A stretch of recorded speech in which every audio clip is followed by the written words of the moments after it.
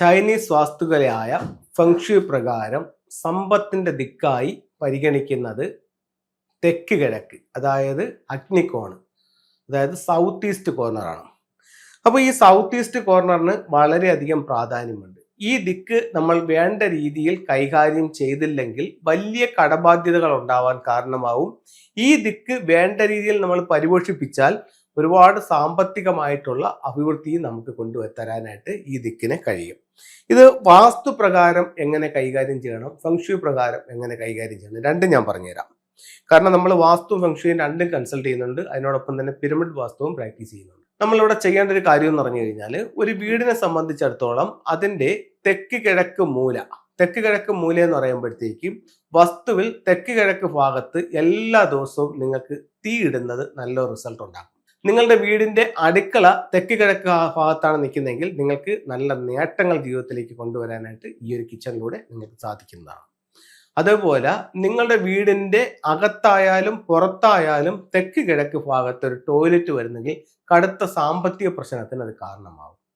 തെക്ക് കിഴക്ക് ഭാഗത്ത് നിങ്ങൾക്ക് ബോർവെല്ല്, കിണറ്, സമ്പ്, വേസ്റ്റ് വാട്ടർ ടാങ്ക്, അതുപോലെ തന്നെ സെപ്റ്റിക് ടാങ്ക് എന്നിവ ഉണ്ടായിക്കഴിഞ്ഞാൽ സ്ത്രീകൾക്ക് വീട്ടിൽ ആരോഗ്യ സംബന്ധമായിട്ടുള്ള പ്രശ്നങ്ങളും കടബാധ്യതകൾക്കും ഇത് കാരണമായി തീരും. അപ്പോൾ അതുകൊണ്ട് ഈ ദിക്കിനെ വളരെയധികം ശ്രദ്ധിക്കേണ്ട ഒരു കാര്യം ഉണ്ട്. ഇനി ഫെങ്ഷു പ്രകാരം നമുക്ക് സമ്പത്തും അഭിവൃദ്ധിക്കും വേണ്ടി എന്തൊക്കെ കാര്യങ്ങൾ ചെയ്യാം എന്ന് നോക്കാം.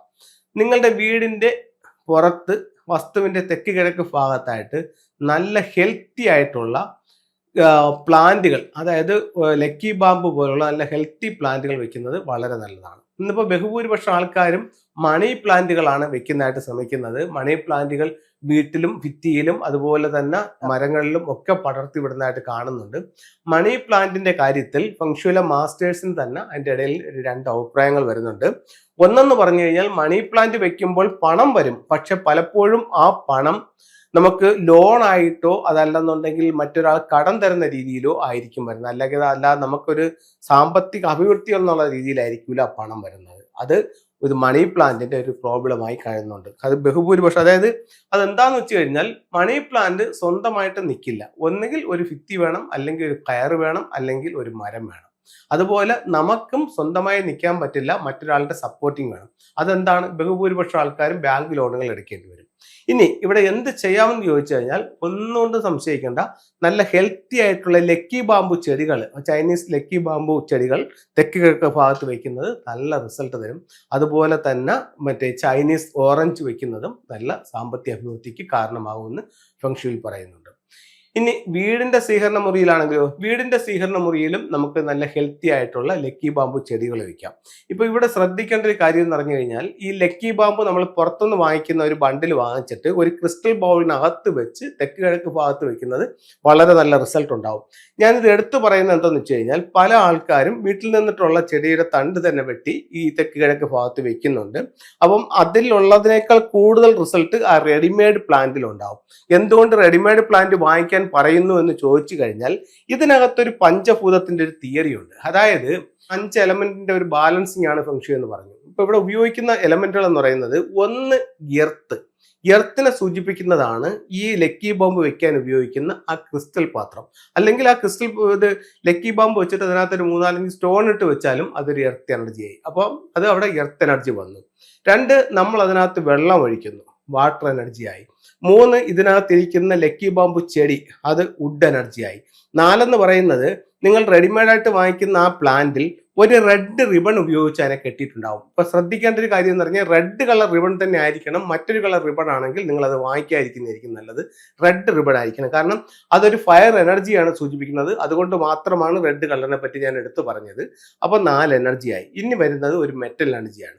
അപ്പൊ നമുക്ക് ഈ റെഡ് റിബണിനകത്ത് നമ്മൾ കട്ട് ചെയ്ത് നോക്കിക്കഴിഞ്ഞാൽ, അതിന്റെ ഉള്ളിൽ ഒരു മെറ്റൽ ആണ്, ഒരു ചെറിയ കെട്ടുകമ്പി പോലത്തെ ഒരു കമ്പി ഉണ്ടാവും.